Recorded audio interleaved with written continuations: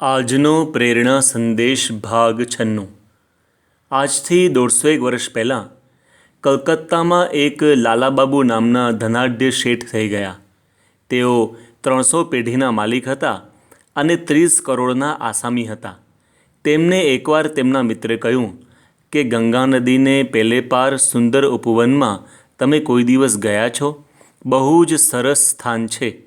તેથી એકવાર લાલાબાબુ પોતાના વ્યસ્ત વ્યાવસાયિક જીવનમાંથી સમય કાઢીને નાવમાં બેસીને ગંગા પાર કરીને ઉપવન જોવા ગયા। એક બાજુ કલકત્તા શહેર, વચ્ચે ગંગા નદી અને તેને બીજે કિનારે આ રમણીય ઉપવન હતું। તેમાં ઘણા બધા લોકો પિકનિક કરવા માટે આવતા। લાલાબાબુને આ સ્થાન ખૂબ ગમ્યું। આખો દિવસ ક્યાં નીકળી ગયો તે ખબર જ ન પડી। સંધ્યાનો સમય થયો, તેથી ત્યાં ગયેલા સૌ કોઈ નાવમાં બેસી પાછા શહેર તરફ પોતપોતાના ઘરે જવા લાગ્યા। છેલ્લી એક નાવ વધી, એમાં 9 મુસાફરો ચડ્યા, પણ લાલાબાબુ તો વિચારમાં ને વિચારમાં ત્યાં આંટા જ મારતા હતા। તેથી નાવિકે બૂમ પાડી, અરે ઓ ભાઈ, ચાલો ચાલો, આ છેલ્લો ફેરો છે, નહીં તો રહી જશો। લાલાબાબુએ એ તરફ જોયું। પેલા નાવિકે ફરી બીજી વાર બૂમ પાડી, ચાલો ચાલો, આ છેલ્લો ફેરો છે, નહીં તો રહી જશો। લાલાબાબુ કિનારે આવ્યા। વળી નાવિકે ત્રીજી વાર બૂમ પાડી, અરે ભાઈ, હું તમને જ કહું છું કે આ છેલ્લો ફેરો છે, નહીં તો તમે રહી જશો। આ સાંભળી લાલાબાબુ નાવમાં બેસી ગયા, પરંતુ રસ્તામાં વિચાર કર્યો કે આ મનુષ્ય દેહ મળ્યો છે તે પણ છેલ્લો ફેરો છે। જો આ જન્મે મોક્ષની પ્રાપ્તિ નહીં કરી તો રહી જઈશું। અને તેમણે નક્કી કર્યું કે મારે તો આ મનુષ્ય દેહ કરીને છેલ્લો ફેરો કરી લેવો છે। સત્સંગ ભક્તિ કરીને મોક્ષ પ્રાપ્ત કરી લેવો છે। આ વિચાર સાથે તેઓ ઘરે ગયા। ધીમે ધીમે પોતાનો ધંધો વ્યવહાર પોતાના દીકરાઓને સોંપીને ભક્તિના માર્ગે વળી ગયા અને સંપૂર્ણ નિવૃત્તિ લઈને સત્સંગમય જીવન બનાવી દીધું। લાલાબાબુ જેવા અનેક મહાન પુરુષો આ દુનિયામાં થઈ ગયા છે, જેઓને સમજાઈ ગયું હતું કે અવતાર માનવીનો ફરીને નહીં મળે, અવસર તરી જવાનો ફરીને નહીં મળે। એટલે કે આ મોંઘો મનુષ્યદેહ મળ્યો છે તે ભવસાગર તરવાનો અવસર છે, તે વારંવાર મળતો નથી। તેથી જ કવિ સતાર કીર્તનમાં લખે છે કે મોંઘો મનુષ્યદેહ ફરી ફરીને નહીં મળે વારંવાર, હે ભાઈ તું ભજી લેને કીર્તાર। પરંતુ આજનો માણસ મનમાં એમ વિચાર કરે છે કે રોજ લાખો મનુષ્યો જન્મે છે, વિશ્વનું પોપ્યુલેશન વધતું જાય છે, એટલે મનુષ્ય દેહ તો બહુ જ સુલભ છે। પરંતુ એવું નથી। વેદવ્યાસજીએ શ્રીમદ ભાગવતમાં લખ્યું છે કે દુર્લભો માનુષ્યો દેહો, અર્થાત મનુષ્ય દેહ બહુ જ દુર્લભ છે। પરંતુ દુર્લભની વ્યાખ્યા શું છે?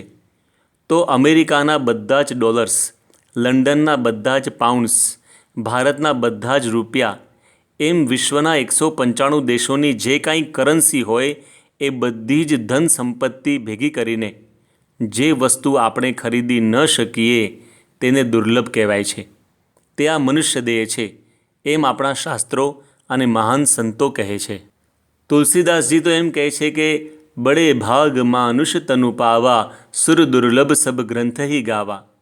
અર્થાત સ્વર્ગના દેવોને પણ દુર્લભ આ મનુષ્ય દેહ છે એવું બધા જ ગ્રંથોમાં લખ્યું છે।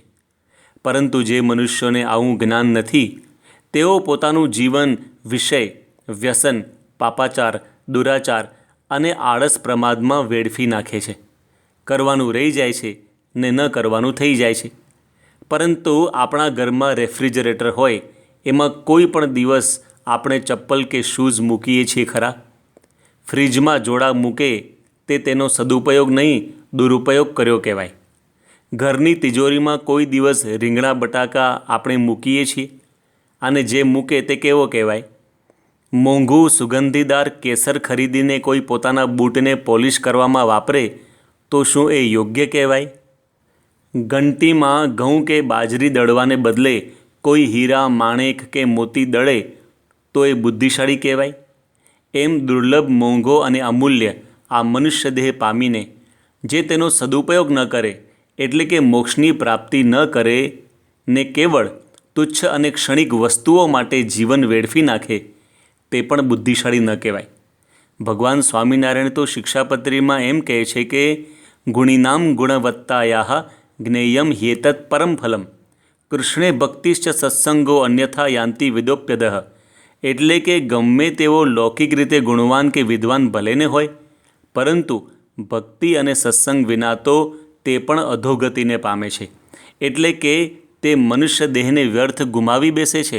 તેથી જ એક કવિએ એમ લખ્યું છે કે દુર્લભ મનુષ્ય દેહને કેમ વેડફો છો વ્યર્થ, દુર્લભ મનુષ્ય દેહને કેમ વેડફો છો વ્યર્થ, સત્સંગને ભક્તિ વિણ તેનો કોઈ નથી અર્થ.